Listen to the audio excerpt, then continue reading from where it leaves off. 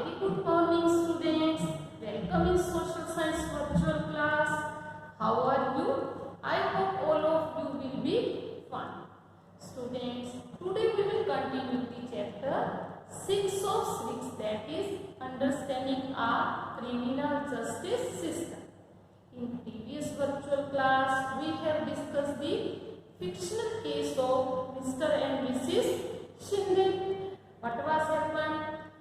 Mrs. Shinde's chain was loosed and she put the blame on her maid servant, that is Shanti. और हमने discuss भी किया how did Shanti get the fair trial. Now we will discuss the what is the role of the police and what instructions are given by Supreme Court to the police while arrest the person. So we discussed कि Mr. Shinde went to police station and then filed the FIR. Then Mr. Roy came to arrest the Shanti. पर जब कोई arrest करने आता है तो उन्हें किन किन बातों का ध्यान रखना होता है, ये हम आपको बता रहे हैं. पुलिस ऑफिसर्स को कैरी आउट द अरेस्ट और interrogation should be a clear, accurate, visible identification and name tag with their designation. जो अरेस्ट करने आएगा उसके पास क्लियर उसका आइडेंटिफिकेशन होना चाहिए, नेम टैग उसके ऊपर लगा होना चाहिए और डेजिग्नेशन क्या है ये भी होना चाहिए. A memo of arrest should be prepared at the time of arrest. Memo क्या होती है स्टूडेंट? जिसमें जिसको अरेस्ट किया जाता है, किसे अरेस्ट किया गया, date, time, all are mention here. It is signed by a witness of also the arrested person and also countersigned by the arrested person. The person जो जिस पर्सन को अरेस्ट किया गया है उसे ये राइट पे दिया गया है कि वो अपने रिलेटिव को इन्फॉर्म करे, अपने वेल विशर फ्रेंड को इन्फॉर्म कर सकता है कि उसे अरेस्ट किया जा रहा है. When a friend or relative lives outside the district, the time, place of arrest, venue of custody must be notified within the 8 to 12 hours after the arrest. ये पुलिस को इन्फॉर्म करना होता है कि अगर उसका कोई रिलेटिव और फ्रेंड बाहर रहता है 8 to 12 आवर में कि हमने उसे अरेस्ट किया है. So student, these rights are given to the arrested person कि वो इन्फॉर्म कर पाए ताकि वो उसकी हेल्प के लिए कुछ कर सकते हो तो वो कर सकते हैं. इसके बाद स्टूडेंट ने कहा भी कि मिस्टर शिंदे जब पुलिस स्टेशन में जाते हैं तो FIR फाइल करते हैं. FIR क्या है? First information report. FIR के बाद ही पुलिस इन्वेस्टिगेशन स्टार्ट करती है और it is compulsory for the police officers to register the FIR when a person give the information about the cognizable offence. Cognizable offence क्या होते हैं? When a person is arrested for any offence without the order of the court, उसे हम कहते हैं cognizable offence. Student, FIR usually mention date, time, place of offence, detail, basic facts of the offence, including a description of the event. FIR में पूरा लिखा जाता है कि कहाँ पर हुआ, किस डेट को हुआ और जो पूरी डिटेल इन्फॉर्मेशन जिसने देखा या उसने जो वहाँ पर जो विटनेस था वो भी दे सकता है और जो जिसने सुना वो भी इसको FIR if known the identity of accused person and witness is also mentioned. FIR also state that name, address of the company. There is a prescribed form in which the police registered an FIR and it is signed by the complainant और उसे इसकी एक copy भी दी जाती है. जो FIR इसे हम ओरली भी दे सकते हैं, रिटर्न भी हम इसे फोन द्वारा भी बता सकते हैं और जाके पुलिस स्टेशन में FIR हम रिटर्न भी दे सकते हैं, रजिस्टर कर सकते हैं. तो ये हमने डिस्कस किया FIR क्या है. फर्स्ट इंफॉर्मेशन रिपोर्ट जो पुलिस स्टेशन में जाकर पाई जाती है और ये हम उसको खुद लिख के भी दे सकते हैं और बता सकते हैं जो पुलिस जो जो वहाँ इंचार्ज है उसको नोट करता है। What is the role of now public prosecutor? Student, public prosecutor represent the interest of the state. कि अगर स्टेट के अगेंस्ट कोई ऐसा काम हुआ है जो चोरी है, it is not a case of the case of Shanti west mister and missus Shinde या mister and missus Shinde west Shanti. It is the case of theft state west miss Shinde हेब्रम। कि चोरी करना एक सामाजिक बुराई है, सोसाइटी के अगेंस्ट काम है, तो उस केस को कौन रिप्रेजेंट करता है? Public prosecutor. The role of public prosecutor begins once the police has conducted the investigation and filed the charge sheet in the court। Public prosecutor का काम तब स्टार्ट होता है जब पुलिस इन्वेस्टिगेशन कर लेती है और चार्ज शीट को कोर्ट में फाइल करती है। He she has no role to play in investigation as an officer of the court। It is his her duty to act impartial। उसे बाइस नहीं होना, बिल्कुल इम्पार्शियल होकर उसे फैक्ट्स को, विटनेस को रिप्रेजेंट करना है, प्रेजेंट करना है court. Present the full and material facts, witnesses and evidences before the court to enable the court to decide the case। What is the role of public prosecutor? To represent the state। अगर कोई ऐसा काम हुआ है जो society के against है तो उसे कौन रिप्रेजेंट करता है?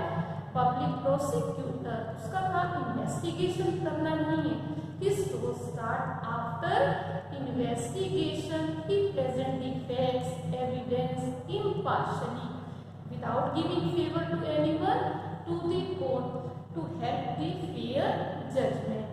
Student, what is the role of judge? अभी हमने डिस्कस किया कि सुप्रीम कोर्ट ने पुलिस को क्या इंस्ट्रक्शंस दी हैं जब वो अरेस्ट करेंगे।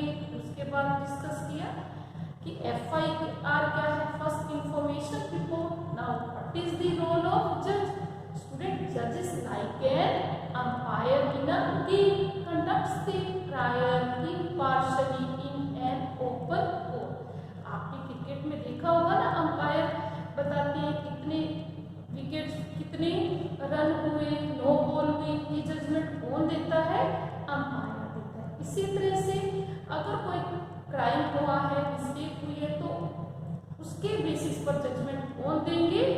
जज देंगे। The judge hears all the witnesses and any other evidences presented by the prosecution and defense।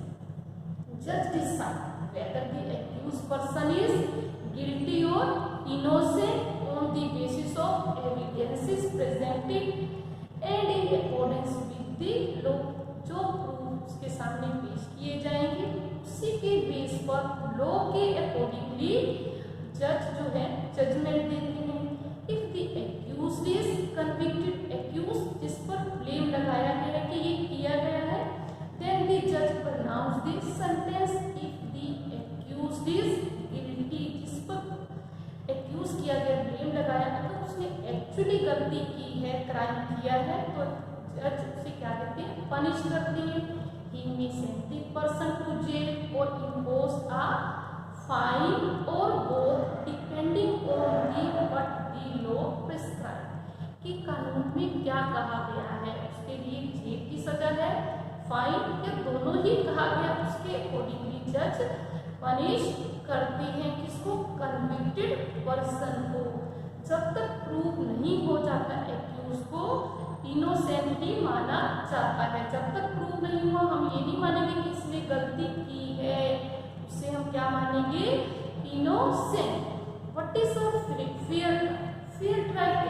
आप बताइए, शांति के साथ फेयर ट्रायल हुआ या नहीं हुआ? क्योंकि जो मिस्टर एंड मिसेस शिंदे थे, रिच थे, उन्होंने क्या देखा कि 10 उनकी चेन हो गई है और शांति के ट्रंक से 10,000 रुपीज भी मिले और उन्होंने FIR की और कहा कि हमें लगता है ये मनी कहाँ से आई? चेन को बेचने से शांति के पास आई, क्योंकि शांति बार बार कह रही थी उसने चोरी नहीं की है। ये पैसे जो वो 3 ईयर से उसे 1,000 पर मंथ देते हैं, उसी में से थोड़े थोड़े उसने और उसके ब्रदर ने अपनी सैलरी में से जोड़ जोड़ कर इकट्ठे किए हैं। ये चेन को बेचने से अमाउंट उसके पास नहीं आई है। तो जब FIR की गई, मिस्टर रॉय आए, उन्होंने शांति को अरेस्ट किया और सुशील जब उसकी हेल्प के लिए कि मेरी सिस्टर इनोसेंट है पुलिस स्टेशन में जाता है, तो उसे भी 2-3 दिन के लिए जेल में रख लिया जाता है। तो क्या करते हैं, उसके बाद जब प्रोसिक्यूशन चल रहा होता है, ट्रायल चल रहा होता है, तभी पता चलता है क्या कि मिस्टर और मिसिस शिंदे के बेटे के कुछ फ्रेंड्स ने चोरी की है और वहाँ से मिसिस शिंदे की चेन भी मिली है। तो ये जब एविडेंसेस जेल में आते हैं तो प्रूव होता है कि शांति ने चोरी नहीं की है।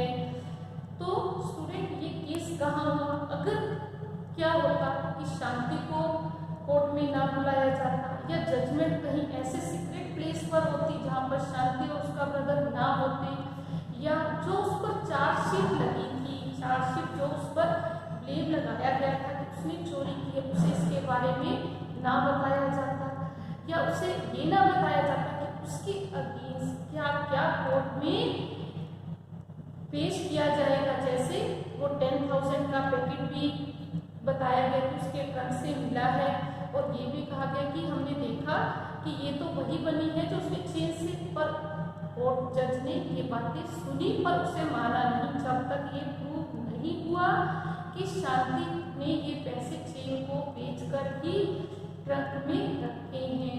और जब ये सब चीजें स्टूडेंट्स ये प्रूव हुई, जब सुशील मिस्टर शिंदे के बेटे के फ्रेंड पकड़े गए, तो कोर्ट ने क्या कहा कि शांति जो है इनोसेंट है, उसने चोरी नहीं की है।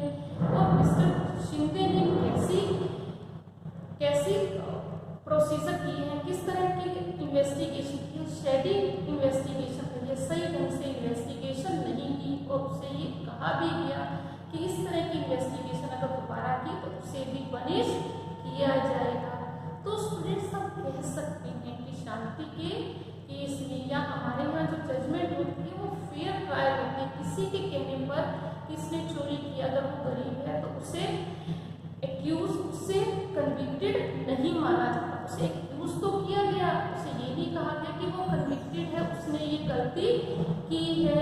तो I think this is clear to you कि हमने इस केस में क्या पढ़ा इस लेसन में, एक्यूज कौन है, कन्विक्टेड पर्सन कौन है, फेयर ट्रायल कैसे होती है, ये सब हमने इस लेसन में समझा। Understanding of our criminal justice system. Students, read the lesson thoroughly, do the worksheet 15 and also learn it. Okay, students, keep on learning. Thank you. Have a nice day.